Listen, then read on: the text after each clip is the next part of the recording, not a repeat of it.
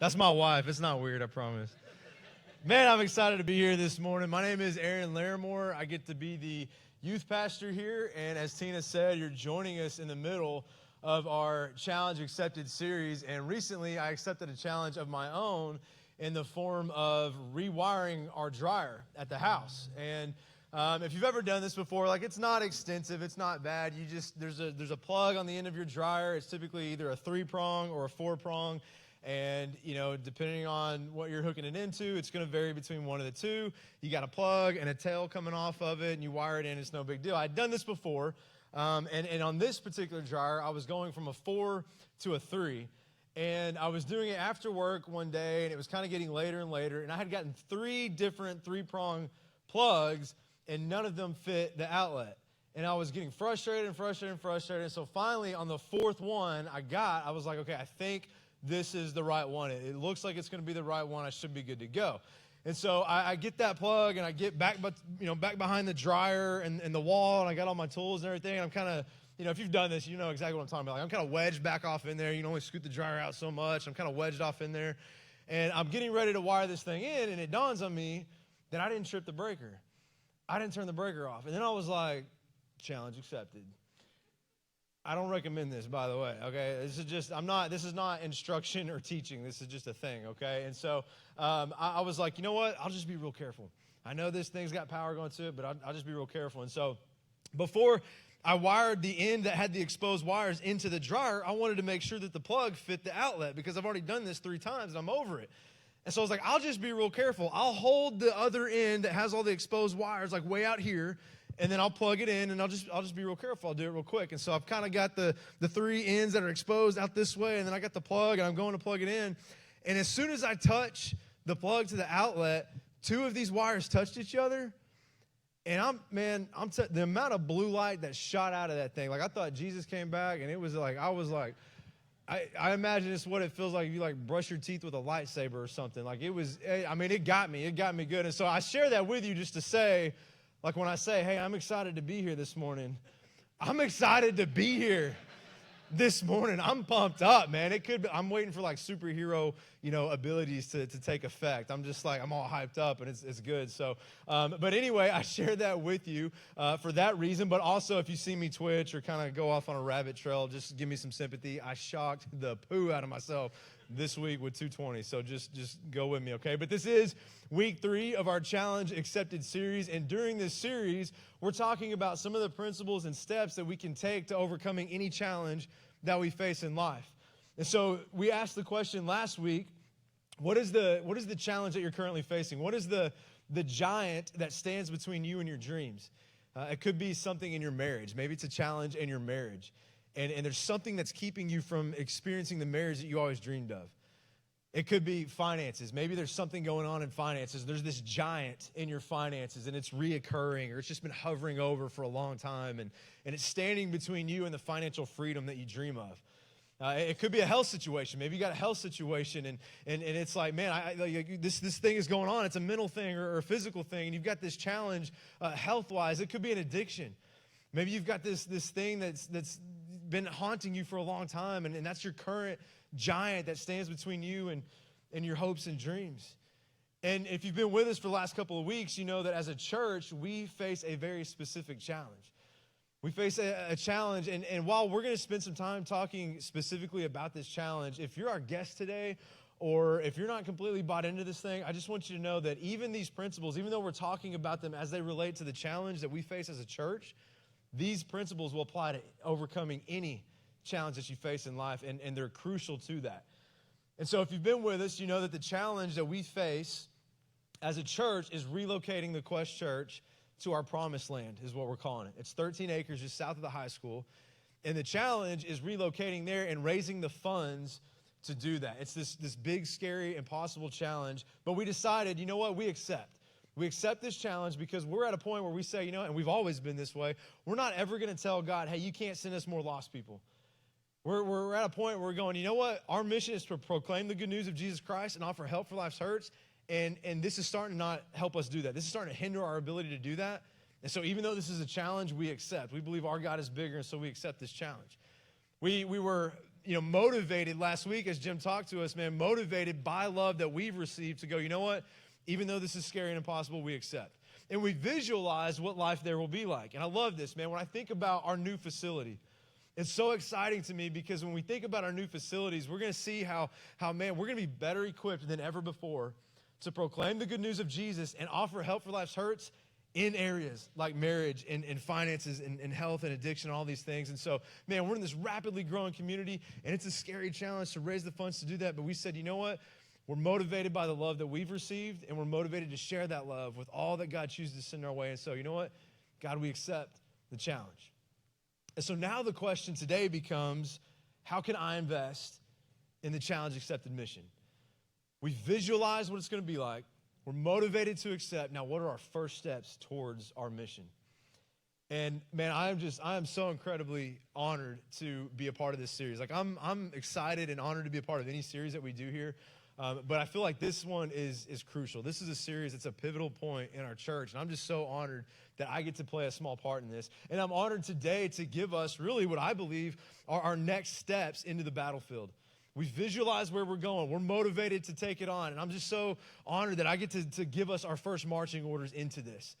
And the steps that we're going to talk about today, man, the principle that we're going to unpack today, I would say it is so, actually I would say it is crucial. It is vital to overcoming this challenge. We will not conquer this thing if we don't take this step. This step has to happen. It's crucial. And I would say that this step is crucial in overcoming any challenge you face. Now, this step is not original to me. I didn't come up with this. This has actually been tested and proven to work for thousands of years. And so I want to make sure we get it right. And so to do that, I want to take you back to an event where this principle was applied, and it proved far more effective than anybody had ever hoped and anybody had ever dreamed. And so just let me give you a little bit of context of where we're going to be at and how this principle is revealed to us and what's going on in this event. We're going to look at a passage here in a little bit from 2 Corinthians. And basically, when you look at your book of the Bible, you look through the books of the Bible, you find 2 Corinthians. That's just a letter that Paul wrote to the Corinth church. And mind-blowing, it's the second one that he wrote. That's why we call it 2 Corinthians. And so that's all that is. And Paul's addressing some issues that the Corinth church is having. And one of the main issues that he's addressing seems to be their lack of generosity and their lack of following through. Here's what I mean by that. What's currently going on is there's this group of believers in Jerusalem, and they're broke and persecuted, and Paul's raising up money to provide relief for these believers. He's taking up collections of money to help them. And in this Macedonian region, that's the region that all these churches are in, all these other churches have stepped in to provide relief except for the Corinth church. And even though they had committed to, even though they said they were going to, they haven't. And so Paul addresses that. And I think in this text, man, within this story, I think we see our next crucial step to overcoming the challenge accepted mission. I think within this text, we're going to see a key step in overcoming any challenge. And so it's about 5 verses. I'm going to read it all to you, and then we'll unpack it a little bit. I promise you won't get lost. I'll guide you the whole way through, okay? But here it is, 2 Corinthians chapter 8. Paul says, I want you to know, dear brothers and sisters, what God in his kindness has done through the churches in Macedonia. They're being tested by many troubles, and they're very poor.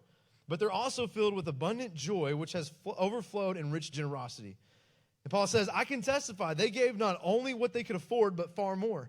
And they did it of their own free will. I love that. Like, nobody made them. Like, nobody's holding a gun to their head. He says they did it of their own free will. And he says in verse 4, he says, they begged us again and again for the privilege of sharing in the gift for the believers in Jerusalem. They even did more than we had hoped, for their first action was to give themselves to the Lord. And so Paul tells us, hey, man, Corinth church, listen, there's other churches, and they're troubled and broke. They're messed up. They got their own stuff going on, and yet they're giving more than they could afford. And I read that, and I'm like, how is that even possible? How can you give more than you could afford? How did the Macedonian believers, how did these other churches, how do they overcome this impossible challenge? How are they able to go, okay, here's the mission, here's what we need to do, here's where help is needed, and we're able to give more than we could afford? How did they overcome that? And maybe the more important question is, why do you care? What does that have to do with us? Like I said, I think within this, man, we see a crucial next step into overcoming challenges, and it's right here in verse 5. He says, they even did more than we had hoped. How is that possible? How do you do that? He says their first action was to give themselves to the Lord. Their first action was to give themselves to the Lord. The Macedonian believers, they were hit with a challenge that they didn't have the ability or the resources to overcome. And so their next step was to go to the one who had the ability, who has all the resources. They get this challenge, they're presented with this challenge, and they're like, man, this is a big challenge. Like, we don't have the ability to overcome this, but we know somebody who does. And so our first step is to go to him. Our first step is to seek guidance from somebody who's bigger than our challenge. Our first step is to go to the Lord. And I think this makes sense to us. I think if you step back and you look at this in other areas of life, this would make sense. Because in any area of life that you become so serious about overcoming that challenge, the best step is to always seek help from somebody who has more resources and greater ability than you do. If you're at a point in your marriage where you say, no, I'm not letting this thing tank. We're not ending the divorce. I'm committed to overcoming this, and we will stay married. And if we could have done it on our own, we would have. But we're going to seek marriage counseling. We're going to seek a marriage counselor. We're going to go to Reengage, which we offer here at the church. It's a shameless plug. And maybe it's finances. Maybe you get to a point in your finances where you're like, man, I did this. Like, I got us to this point, and I can't get out. If I could have gotten out of this, I would have done it. And so, you know what? Maybe it's time that we seek, a financial advisor. Maybe it's time we go to Financial Peace University, which we also offer here at the church, by the way. Shameless plug. Maybe it's a health situation. You're like, man, if I could have fixed this on my own, I would have. And so it's time for me to take this step. I'm committed to overcoming this thing. I'm going to see a specialist. You seek somebody that has greater resources and greater power. If it's an addiction, you get to a point where you say, I'm so fed up with what this is doing to me and those around me that if I could have killed this thing, if I could have stopped this, I would have. But I can't do it on my own. And so I'm going to seek somebody who survived this thing. I'm going to seek out this program. I'm going to go above my challenges. Some of you, maybe the biggest challenge you face is getting the wrong order at a restaurant, right? You get the wrong order, and what do? You're like, let me speak to the manager, right? I don't do that. I don't mess with people that cut my hair or fix my food. I'm like, I get it, and I'm like, I wanted extra onions. This is exactly what I wanted. It's fine. My wife's not that way, right? Like, you bring her something, a little teenager at Dairy Queen brings her something, and she's like, that's wrong. She's like, no, girl, let me speak to the manager, right? And I'm not dissing teenagers. I work with teenagers. It's fine. But you go above that challenge. You speak to the manager. And so when space and facilities and funds begin to tell us, hey, you can't proclaim the good news of Jesus anymore, we go, challenge accepted. Let me talk to the manager. Let me talk to the manager of the universe. I'm going to go above you. You can't proclaim the good news of Jesus and offer help for last service. You can't reach any more lost people. You can't help any more marriages. You can't help rescue anybody else. You can't be used of God anymore. We go, no, challenge accepted. We'll speak to the manager because he has ability. He has resources. And here's what's so cool. Like, when it comes to God and his power, you don't have to make an appointment. You don't have to get on a waiting list. Like, God's got 3 weeks booked up. Like, dang it, we'll get to him in 3 weeks. No. Like, we can go boldly now to God and access his power. If we had the ability to do this on our own as a church, we would have built this church 3 years ago. But we don't. And so, church, our next assignment is crucial, and I love how the writer of Hebrews tells us this. He says, let us come boldly to the throne of our gracious God. And it's there that we will receive his mercy, and we will find grace to help us when we need it most. And so, church, our next assignment is prayer. Your next assignment in the Challenge Accepted mission is prayer. We have got to go boldly to the throne of God. We've got to recognize that, you know what, we can't do this on our own. We can't do it as individuals. We can't do it as a church on our own. But we're going to say, you know what, we're committed to proclaiming the good news of Jesus, and we will never stop doing that. And so if funds and a building and space is going to keep us from that, no, we're going to speak directly to the manager of the universe, and we're going to go boldly to the throne of God. If we don't have the abilities and resources, then we're going to march into the throne room, and we're going to go to the one who has all the ability and all the resources. Now, some of you, you're like, I could be done right there. Good. I know what I need to do. Thank you, Aaron. Let's wrap this thing up. Good to go. But some of you, if you're like me, you need a little bit more direction, a little bit more guidance. Or maybe you're like, Aaron, you don't know how hard it was getting the kids here this morning and getting all this done. Like, you better fill up our time. I got you, okay? We're going to talk about this because maybe you're like me, and you can't just tell me, hey, go pray it up. Well, what do I need to pray about? What does that even look like? What does it look like to give ourselves to God? What does it look like to tap into God's power? If you'll stick with me just for a few minutes, I think within this text, not only does Paul tell us what our next step is and how the crucial step is seeking a power greater than your own, I think he also reveals to us this fantastic blueprint of how you can begin to focus your prayers this week. And in verse 1, he tells us, this is so big, you got to get this. He says, I want you to know, dear brothers and sisters, what God in his kindness has done through the churches in Macedonia. I think you missed it. Let me give it to you again. He says, what God in his kindness has done. This is what God has done through the church. This is what God has done through the church. I think a great place to start as we recognize this is recognize who has the power, who we're going to, and recognize early on. We got to recognize right now that this will happen. God will conquer this mission. And it will be not what we've done. It will be what God has done through the Quest Church. And I read that this week, and I was like, man, God, there's so much there. And if I'm gonna give these marching orders to the church, God, what is it that you would have me tell them? What is so vital about recognizing what you have done? And it was like God thumped me on the head and said, Aaron, that shouldn't surprise you. That's the way it's always been. Aaron, the best place to start, great place to start is going in prayer and first recognizing what God has already done. Before I start to pray and go, God, what can I do? What do you want me to give? What do you want me to do in this challenge accepted mission? Like to first go to God and say, God, I'm going to praise you for what you've already done. I'm going to give you praise for what you've already done. And I typically don't like to cheat off of Pastor Jim and like steal his material, but he's not here this week, so I'm going to. And he used the passage in Romans last week. It's Romans chapter 5, verses 6 through 8. Technically, it's not Jim's, it's Paul's, so I'm good there. But he tells us, like, this is what happened. This is the impossible challenge that we faced. This is what God has overcome for us. He says, when we were utterly helpless, Christ came at just the right time and died for us sinners. And he says, now, while most people would not be willing to die for an upright person, like if somebody's just kind of A-okay, you'd be like, well, no, like I'm better than them. I'm not dying for them. And he says, though somebody might perhaps be willing to die for a person who's especially good, like if they're really good and they do a lot for their community, they do a lot for the world, then it's like, yeah, we might be willing to sacrifice for them. But he says, but God showed his great love for us by sending Christ to die for us while we were still sinners. Not when we got cleaned up. Not when we got it all together. Not when we overcame the challenge on our own. He did it while we were still sinners, while we were still utterly helpless. And I love what Paul says in chapter 6. And it's so huge. He says, when we died with Christ, we were set free from the power of sin. Like, isn't it good to know, guys, that this is what God has already done, that even when you mess up and you may have consequences, sin does not have the final say in your life. Because if you're like me, you find yourself in situations where you're like, man, I can't believe I messed up again. I can't believe I messed up again. Like, isn't it great to know that God has already freed you from the power of sin? And sin doesn't have the final say in your life. Jesus does. It's what he has already done. We were set free from the power of sin. And since we died with Christ, we know we will also live with him.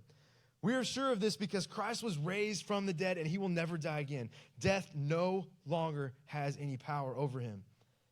And when he died once to break the power of sin. But now that he lives for the glory of God. Church, if God has the power to resurrect, God has the power to overcome this challenge accepted mission. If God has the power to defeat sin and death in your life, he has the power to overcome whatever you're dealing with in your marriage, whatever addiction you have, whatever health situation you got, whatever financial trouble you're in. If God can free you from the power of sin, if God can defeat death, if God has the power to resurrect, and he has the power to resurrect whatever it is that you're going through, why would I ever try to do this on my own? Why would I ever go anywhere else? If we're going to face an impossible challenge, we got to go to the one who knows a thing or two about overcoming impossible challenges. We got to go to the one who rescued us. We got to go to the one first, give him praise for what he has already done, because when we couldn't do it on our own, he did it. He's the one that stepped in. I thought about that this week, and I just thought, you know what, if I'm going to present that to the church, man, I want to make that so real. And so I just want us to take a second. Before we go any further, I want us to do just that.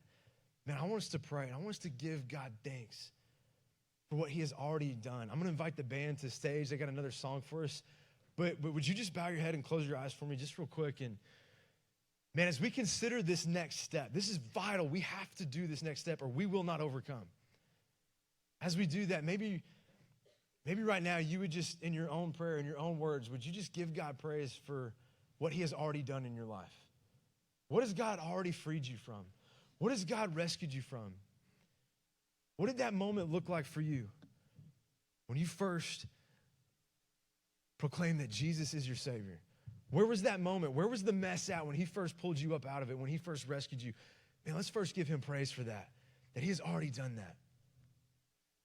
And as everybody's just praying, man, if you're here today and you're going through life and you're going through life's challenges and you're doing it on your own and you're getting hit with life and just getting hit with thing after thing and you're trying to do it on your own ability, can I submit to you that you don't have to.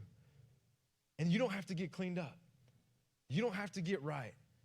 God has provided rescue. God's power is available to you, and it's available to you now. And maybe today is the day you would say, you know what? I can't do this on my own anymore. And if you've ever sought professional level help, you know how exhausting and time-consuming that can be. And yet when it comes to your eternity, God has never made it easier. He's provided rescue. God tells us if we believe in our heart and confess with our mouth that Jesus is Lord, we will be rescued. And so I just wonder if that's you today. You would say, you know what, my next step is to just confess that Jesus is Lord. You don't have to say a special prayer. You don't have to phrase it the way I might phrase it. You might right now, just in your own prayer, in your own words, tell God, God, I confess that Jesus is Lord. I confess that he died on the cross for my sins, and he did it when I was still a sinner. God, I believe that he rose from the dead. God, I believe that you defeated death and you resurrected Jesus, and he will never die again. And God, I'm claiming that victory. God, I'm reaching out and I'm claiming your rescue. God, I thank you so much for what you've done in my life. God, thank you for where you rescued me. God, thank you for what you've done with Jesus on the cross in that empty tomb. God, thank you so much for what you've done just in the last few moments. In these last few moments and this morning, God, thank you for rescuing people. It's in Jesus' name we pray. Amen.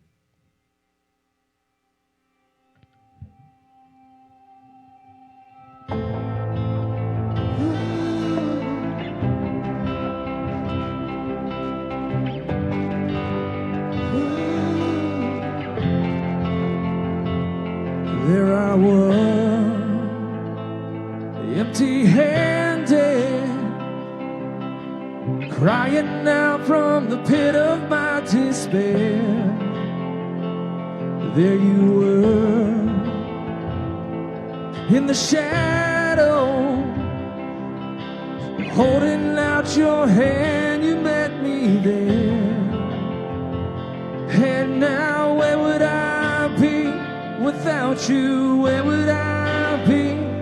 Jesus, you were the voice in the desert, calling me out in the dead of night, fighting my battles for me. You were my rescue story. You lifted me up from the ashes, carried my soul from death to life, bringing me from glory to glory. You are my rescue story. You are, you are my rescue story. You are, you are. You're right in the pages before I had a name, before I needed grace.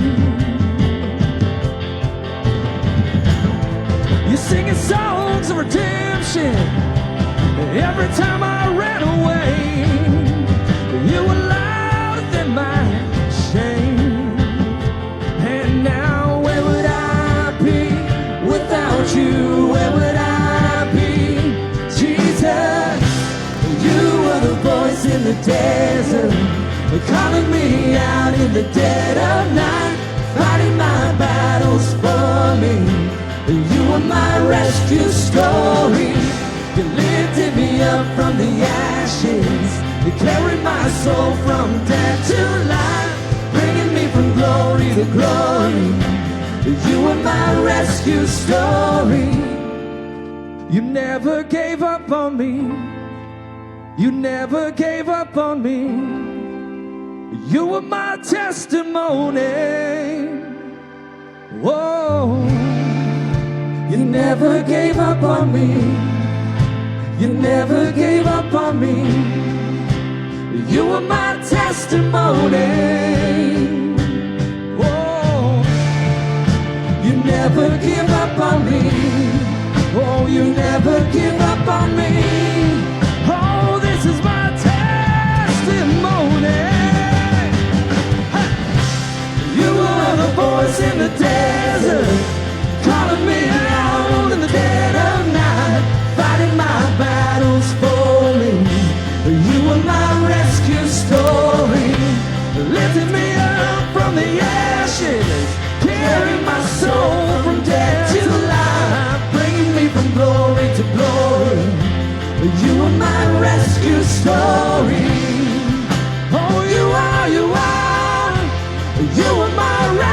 story, 'cause you are, you are.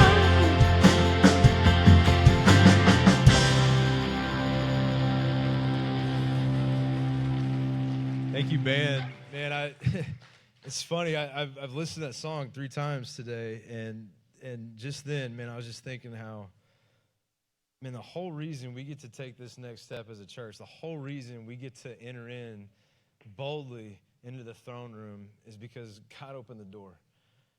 And while we were still sinners, God just invited us in. Man, I love that. That's what God has done. And I don't know how far you've wandered. I don't know how messy you think you are.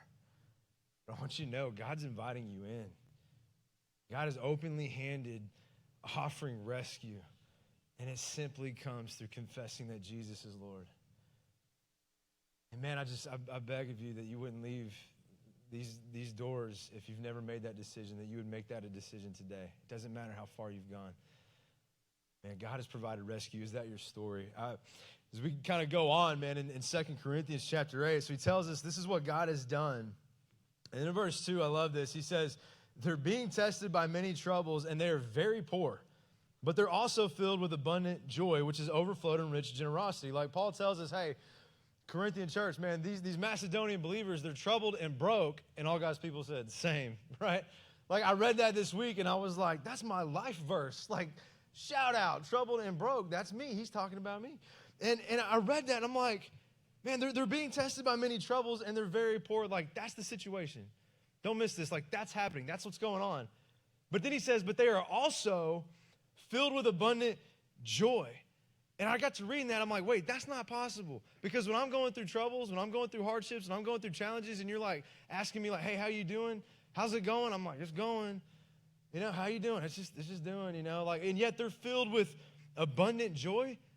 And I'm like, nah, there's something there. This is probably one of those weird like Greek to English things.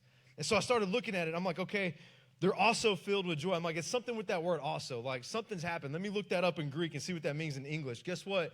Also means in English when it's translated from Greek. Also. It means also. It means as well as like, hey, yeah, they're troubled and broke, but at the same time, like as well, they're also filled with this abundant joy. Like not just this like, yeah, you know, we're troubled and broke, but man, we're just kind of getting through it, and we're just believing that God's gonna know. Like they're filled in this overflowing excess amount of joy. Like they're troubled and broke, and yet just pouring out in joy. And I'm like, God, what is that? How is that possible? I think, man, not only are the Macedonian believers filled with joy because of the good news of Jesus, because they've been rescued. And don't miss this. This is so important. I think they're also filled with joy because they're getting to be a part of something that's bigger than their troubles. Don't miss this. They are getting to be a part of something that's bigger than their finances. Like, yeah, we broke and we're troubled, but this is bigger. When you tap into a greater power source, you experience greater power. When I tapped into a greater power source in that dryer, like I experienced a greater power. And it's the same way. I think they're filled with this like this next level joy. Not this joy that the world can provide, because we're still troubled and we're still broke. And so obviously this joy is not coming from the world, but yet we have this like next level, never before tapped into joy. And I think it's because they're getting to be a part of something bigger. And I see that because in verses 3 and 4, Paul tells us, I can testify they gave not only what they could afford, but far more. If you do the math on this, if you give more than you can afford, that equals sacrifice. Okay, that's just the simple math on that. So they're sacrificing. And he says, and they did it of their own free will. And this wording is so important. He says, they begged us again and again. And check out how he phrases this. For the privilege of sharing in the gift for the believers. These Macedonian believers, they are making sacrifice. They are like, if you give more than you can afford while you're troubled and broke, that's called sacrifice. And they are rejoicing in sacrifice. Like they are praising God. They are full of joy and rejoicing in the opportunity to sacrifice in this challenge for the sake of the mission. They are rejoicing in the opportunity to sacrifice. Now let me ask you, was that your first reaction to the Challenge Accepted mission? Right? Like when you heard about this and the level of sacrifice it was going to take, were you like, yes. Like, honey, look at this brochure. We're going to sell everything and give it away, right? Like, and I can poke a little bit because that wasn't my reaction, okay? And I'm on staff. And so like when I first heard about this, and as a staff member, like we kind of can get behind the curtains looks early on. And as I saw this coming down the pipeline, I'm like, oh, this is going to hurt, man. Man, this is going to mean sacrifice. And I'm just like, I don't know, man. And how is it that they're able to have this abundant joy while that? It's because they're getting to be a part of something bigger. They're rejoicing in sacrifice. I thought about that, and I was like, that doesn't make sense. And this is the thing that God has challenged me with the most through this, guys. Like, viewing sacrifice as an opportunity alone, but viewing sacrifice and then rejoicing in that. Like, praising God for this opportunity. I was just like, man, challenged so much by that this week and thinking, God, how can joy come from sacrifice? How is that even possible? Well, with the time that we have left, I want to share with you how God has revealed that answer to me. And so just a little bit of context here, okay, just so you kind of know where I'm coming from. About 3 years ago is when I came on staff here at the Quest Church as the youth pastor. I lead our teen ministry, which is 7th through 12th grade, and I came on staff about 3 years ago.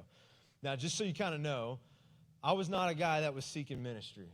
I was not that guy that was like, you know, I'm going to go be a pastor, I'm going to go do this thing, I'm going to go to Bible school, all those things. I was actually pursuing a career in law enforcement, and as financially and just family-wise, like things were never better. We were more financially secure and comfortable than we had ever been.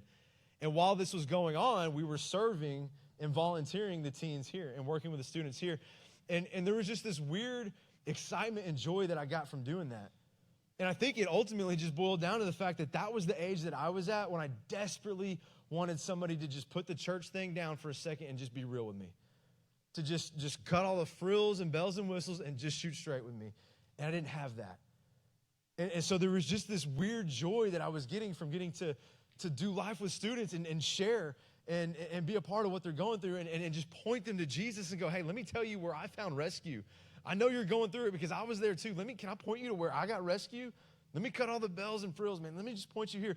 And there was so much joy in that. And so when I got the opportunity to come do this full time, I knew that was going to mean sacrifice. I knew I wasn't going to make as much. I knew it was going to be a different thing. And it was one of the toughest decisions I've ever made. And it was just something that I wrestled with for so long. But ultimately what it came down to is, God, I know this is going to mean sacrifice, but there's just this weird joy that I'm experiencing doing this. And so I'm going to go. I'm going to do it. And so now, fast forward, 3 years later, I've been here at the church, and one of the hardest things about ministry full-time for me is the sacrifice. You'd have to ask the other staff members what it is for them. We're all in different seasons of life. I've got a young, growing family and 2 kids, and they're young, and it just the hardest thing for me about doing ministry full-time is the sacrifice. And it's not so much the personal sacrifice. Oftentimes, it's the sacrifice that I watch my family make. And listen, like I'm not trying to, like I'm just trying to be honest with you today. I'm just trying to be transparent. Okay, that's one of the things that I fell in love with at the Quest, and one of the reasons I wanted to work here is just how open and transparent everybody is. And so if I'm honest, man, like even though the personal sacrifice is tough, it's the sacrifice that my family makes. There's times where, and listen, I don't want to spoil my kids, but I'll just be honest with you. There's times where it hurts as a dad to go, hey, we can't do this. We can't afford to do this. I can't buy that for you. And even more than that, okay?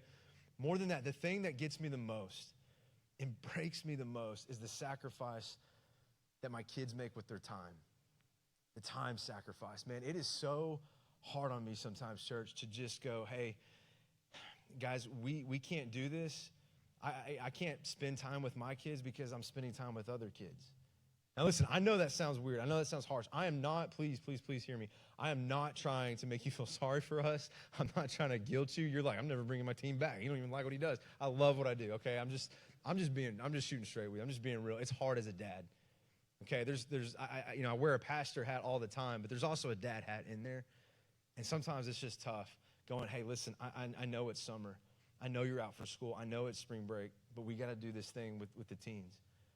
It's tough sometimes to come home and go, look, and I know you need me right now. I know you need some time, but I'm just so mentally exhausted and drained because I've been doing what you need with other people. And it kills me, man. It's tough sometimes. And so one of my prayers, like consistently for 3 years, has been, God, would you please cover that? Like, would you always protect my kids? God, I know that I don't have the ability to do this. Like, would you give them some sort of confirmation that what we're doing is in your will? God, there's going to be times where I come home and I'm frustrated and I'm exhausted and I don't have time for them. And my prayer is, God, like, I never want my kids to view our sacrifice as a burden. I never wanted my kids to go, man, look at what God is making my dad do. I never wanted that. Even if I may show that sometimes, even if I may act like that, God, would you just supernaturally reveal to them that, man, this is not something that you're making me do. I never wanted them to look at this and hate their church or resent their church because they feel like this is what the Quest is making my dad do. I never wanted that. And so over and over and over again for 3 years, God, please always show my kids that this is an opportunity. God, would you please reveal to my kids that this is not something that you are making us do. This is something that we get to do. God, even in my weakness, even in those moments where I act like I don't want to do this anymore, would you show my kids that in their sacrifice, this is an incredible opportunity that he doesn't give just to anybody. And he's allowed us to be a part of this. Would you always show them that? I mean, down on my knees prayers. And now more than ever, that's been my prayer. As we've entered into the Challenge Accepted mission, God has really stirred up mine and Tina's heart on sacrificing again on a large scale. And just making some drastic life changes. And again, my prayer was, God, okay, listen, we're going to this Challenge Accepted thing. And I've smelt this before. This smells like sacrifice. I know you're probably going to stir in my heart. And so, God, I need you to watch over my kids. I need you to cover my kids in this. And so we started to pray, God, like, what are you asking us to do? God, are you really asking us to sacrifice on a larger scale? And as we sought God in that, man, and as we were reading through this, and as I was studying for this, one of the things that I felt like God started to reveal to me is that, Aaron, I give these opportunities for abundant joy, but sometimes you miss it because it comes packaged in sacrifice. Aaron, I present to my children and those that I love, I present them these incredible opportunities to experience this next level joy, but it comes packaged in sacrifice, and so if you're not careful, you'll miss it. I told my wife, Tina, the other day, I said, hey, I think what God's teaching me through all this is, and as I get ready to stand on this stage and tell the church, I think one of the things that God is teaching me about sacrifice is that he gives us opportunity for joy, but we just miss it sometimes because it comes packaged in sacrifice. I told her, I said, babe, I think God brings abundant joy through abundant sacrifice. And she said something so profound. She looked me right in the eye. She said, duh. She said, isn't that like the cross? Of course, abundant joy comes from abundant sacrifice. So finally, we got to a point where we said, God, we recognize you're giving us an incredible opportunity again. An opportunity to experience joy. God, would you please cover my kids? Would you protect them? Would you keep their perspective pure? God, what is it that you would have us do? And as you probably know, as a staff, we've been sharing what we're bringing to the table, what we're giving in this Challenge Accepted mission. And as my wife and I begin to process this and pray over this, man, we got to a point where, if I can just be honest with you, I was embarrassed for me personally to say the amount that we were going to be able to give. Just kind of looking at everything. We're looking at our accounts, and we're like, what are we going to give out of this love offering? We're looking at our accounts, and we're like, okay, I say accounts like I've got several, like it's two, a checking and a saving, okay? Just so we're clear. And I'm like, all right, if I drain our checking and drain our savings and don't eat for a week, then like maybe we can bring $500, maybe $700. And listen, you need to understand this. It's not the amount. Okay, it's not equal giving, it's equal sacrifice. Okay, I'm not putting any pressure on you. This is just what was on my heart, and realizing that, okay, if we drain everything, like maybe we can give $500 on that day. And as a staff member, that bothered me. It's like, God, how can I stand on that stage in front of the people that give and help provide my paycheck and go, we're gonna give $500? That's not okay with me. God, I want to, you know this. I want to be a guy that steps first out on the battlefield and last one off. God, you know, I want to lead the people that I serve with well. God, I want to lead by example. I don't ever want to be a guy that says one thing and does another. God, I want to lead by example. And God, I'm embarrassed to stand on that stage and just say, this is all I've got. So God, I don't know where else it's going to come from, but you got to give me more. God, I want to show the people of Quest Church, man, how dedicated we are to this mission. And God started to answer. we were praying during this tax season that maybe if we're lucky, we'll break even, maybe get a couple $100 back. My tax guy calls me, says, hey, you're going to get $2,000 back. I was like, really? He said, yeah. He goes, I've kind of looked over. He says, I don't know where it's coming from. And I was like, I do. I know exactly where it's coming from. I told my tax guy, I said, I think my dad helped me. And so, man, I'm excited. Like what started off as $500, now we're going to get to give $3,000 on Victory Sunday. And there was so much joy that came from that, we decided, well, what else can we do? Let's give more. And so literally the day before Victory Sunday, we're doing a garage sale. And whatever we make in that garage sale, we're just going to add to that $3,000. And what's so crazy about all this is like in that moment and knowing that like we get to do this, there's just this weird level of joy that comes from it. Like I can't even explain it very well. But like if you would have told me, hey, this year you're going to get a couple grand back, man, I could have told you probably 10, 12 things that I was going to do with that income tax, and give it away was not one of them. And yet the moment that guy was like, hey, you're going to get $2,000, I was like, I'm not, my church is. It's just going to go.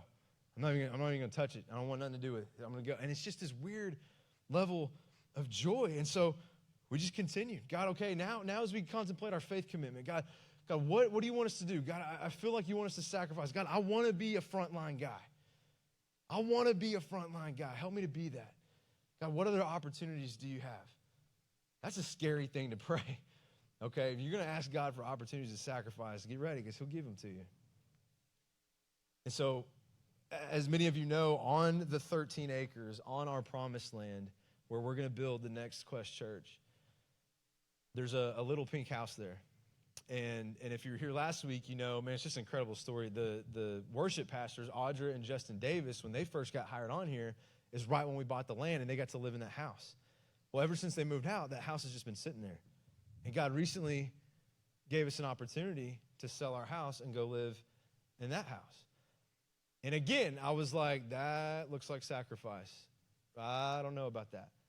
So we first started praying, okay, God, why would we do that? And that was my prayer. God, what's the purpose of us doing that? What's the purpose of the Laramores moving to the promised land? And man, God just gave me such a clear answer on this. And I walked into Pastor Jim's office, our lead pastor, and I looked him in the eyes. And I said, Jim, listen, there's probably been like 2 or 3 times where I felt like God was just super clear with me, like unshakable type clear. I was like, I know he talks to you clear like all the time, but like for me, it's just like 2 or 3 times. One of them was when I came to work here. I knew it was going to mean sacrifice. I knew it was going to mean tough. And I knew there's a possibility that I might tank this thing. I might kill Teen Quest, but I got to go. I got to at least go.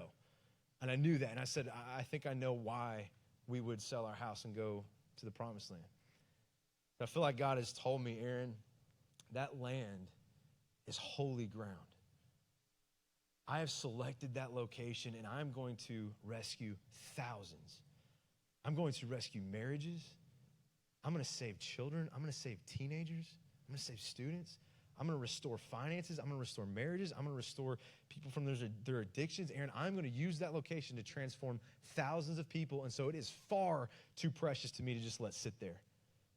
And so I want you to go, and I want you to protect it and watch over it, and I want you to pray over it every day and every night. I want you to go be the watchman on the wall. That land is valuable to me, and it's too precious to just let sit there.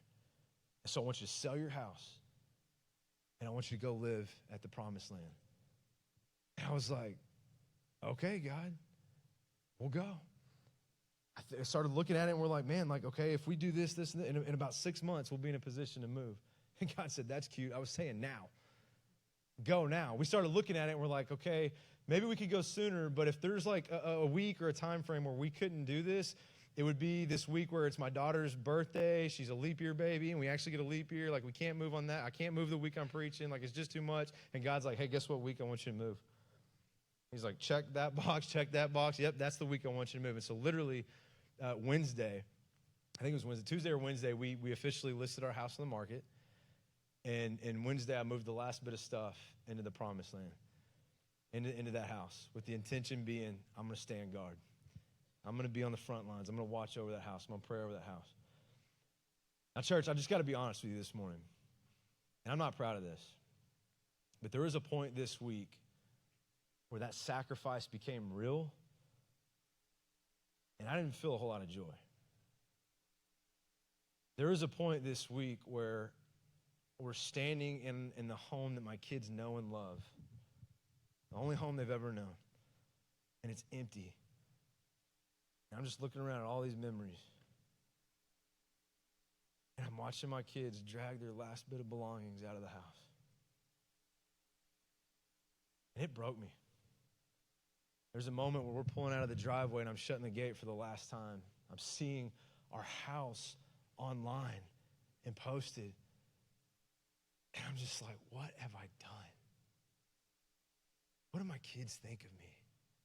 What are my kids going through right now? There's a point that I literally, and again, I'm not proud of this, or I literally broke down. I threw my hands up, said, God, I don't know that I can do this. I don't know that I can do this anymore.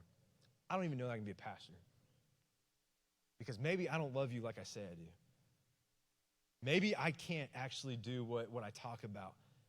There's a point where we're standing in that house and my kids are eating breakfast off the floor because Dad broke the dining room chair going into the house.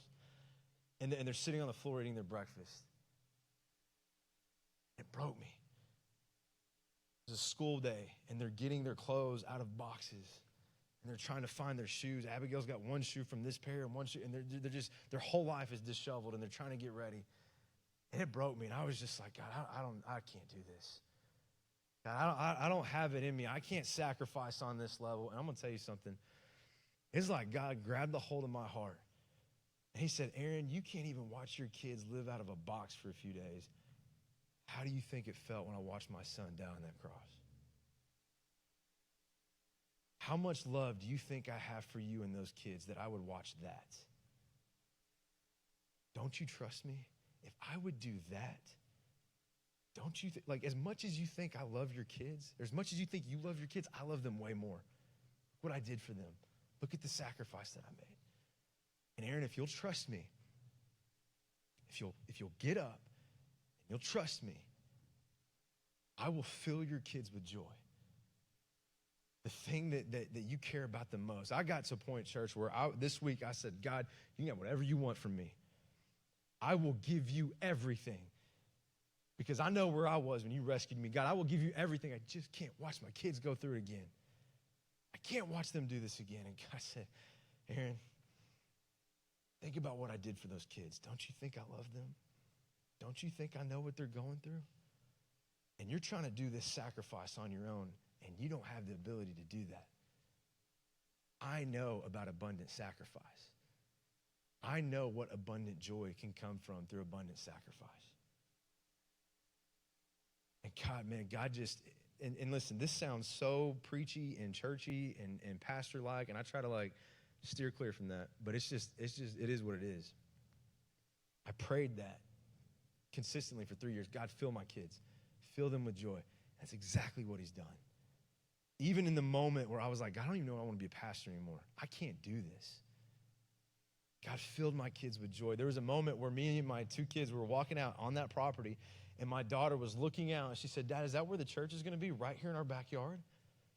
I said, yeah, it's going to be right back here. She said, Dad, that's so cool. I bet one day there's going to be an 8-year-old little girl that finds Jesus at the Quest and gets baptized just like I did.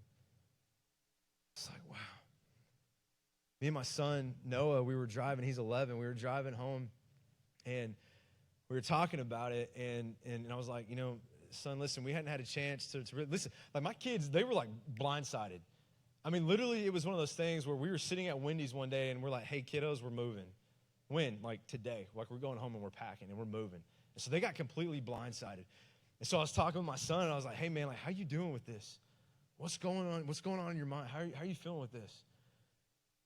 And I kid you not, man, my son, he said, Dad, I feel like we're looking at this map. And he plays a lot of video games, okay? And he's like, I feel like we're looking at this map, and there's this spot on the map that's grayed out and blacked out. And God's calling us to go to that spot on the map. And we're scared, and it's scary, and it's unknown because we don't know what's there. And we want to go on a spot on the map that we can see. That looks good. But I bet what God's got in this dark spot is better. And he said, Dad, I'm just glad he chose us. I was like, that'll preach, man. Like, I'm using that. Like, that's good preaching.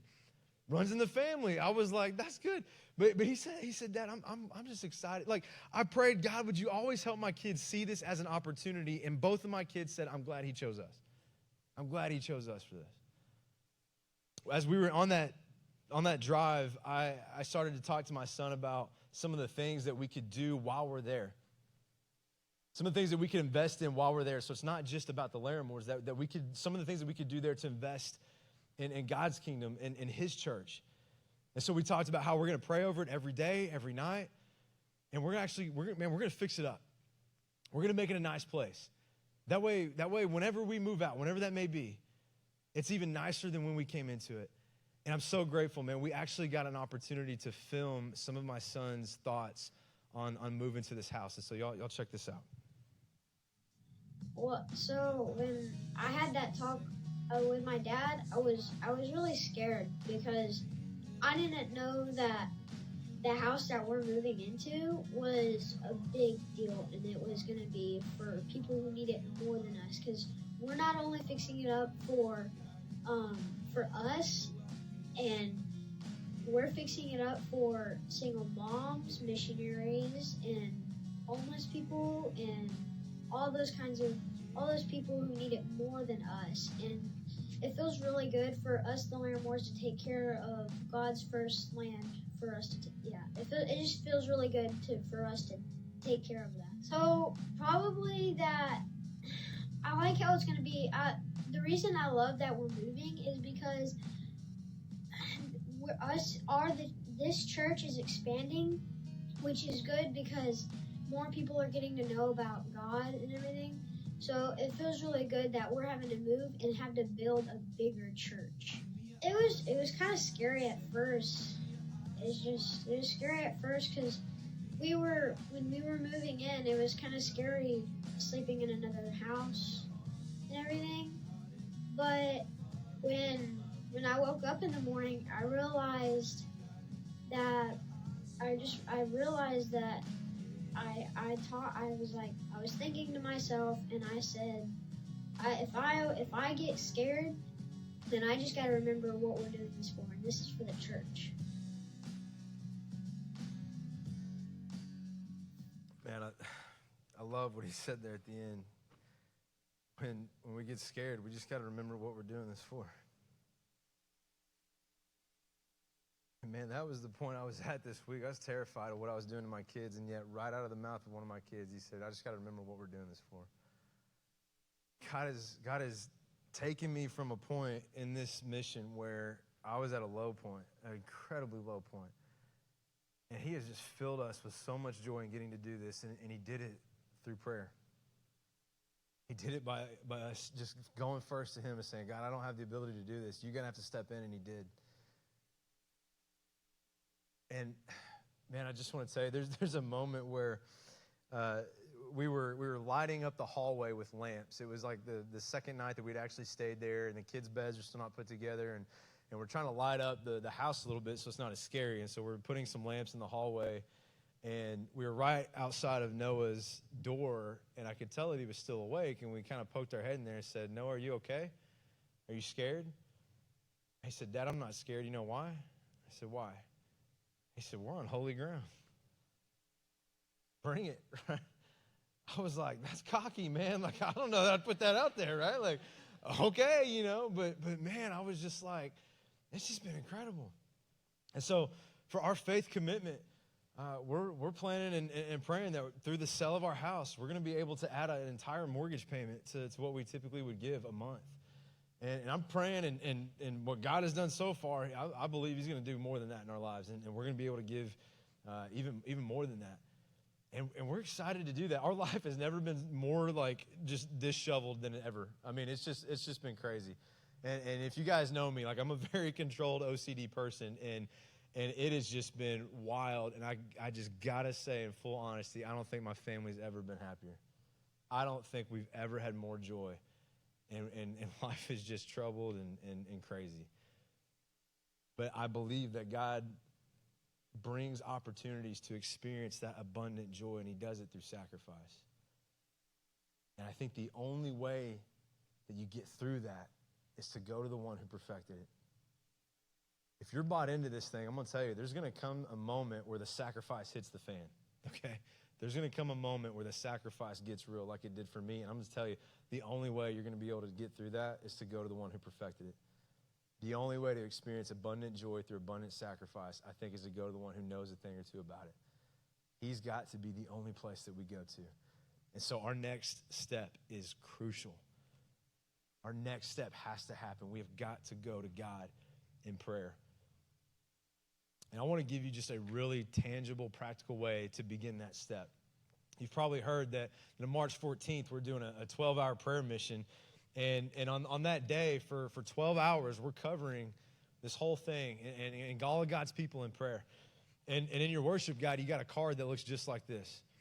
And all we're asking you to do is sign up for 1 hour. Pick 1 hour, you'll take this card, and you'll take it back there to our prayer booth. You'll give it to one of our key leaders, and we'll sign you up. And then this week, we'll send you a reminder of what hour you signed up for. You just show up about 15 minutes early. You'll meet right outside the worship center. You'll meet one of our key leaders who's over that hour. They'll give you a few instructions. You'll come in quietly, phone on silent. And we've been collecting prayer requests for 3 weeks. And we're going to have a stack of prayer requests all on that wall. You're just going to take a stack of cards. You're going to find a table by yourself. You're going to sit there and you're going to pray over those cards silently. And then we're going to have blank cards on that table. And we want you to fill out what God's doing in your life. What do you need prayer for in this moment? What challenges are you facing? Write that down. Put it in the stack that you got. And when you take it back, your card's going to get prayed over. If you have more time within that hour, you can pray over multiple stacks. If you don't make it all the way through, it's fine. You can stay a little bit longer. But church, I want to encourage you to sign up for that. This is going to be an incredible opportunity, I think, for us as a church to come in with so much force that hell can't stop it. We're going to come in united with so much force, and we're going to pray not only for the church, we're going to pray for each other. You may be praying for somebody that you're sitting right next to. And I don't care how small you think your prayer request is, put it down on that card because somebody in here is going to be praying for you. And for 12 hours on this day, the people of the Quest Church are going to be united, and we're going to go boldly to the throne of God. So I just want to ask you, will you take that next step? Will you take that next step and pray? Let me pray for you, and then we'll get you out of here. God, thank you so much for what you have already done. God, you're so good that you rescued us when we were utterly helpless. So God, I thank you so much for that. God, thank you that you bring in abundant joy through sacrifice, just like you did on the cross. God, thank you for the opportunities that you're presenting us as a church. God, I pray for those who today confess that Jesus is Lord. God, I pray that through your ability and your power, you would help them overcome. I thank you that you rescue us. I thank you that you love us so much. Father, we're just excited that we get to take this next step. And so, God, we boldly come to you and ask that you would give us that direction. And it's in Jesus' name we pray. Amen. Hey, I'm going to invite your gathering pastor to come out. He's going to give you one announcement, and then we'll get you out of here. Well, good afternoon.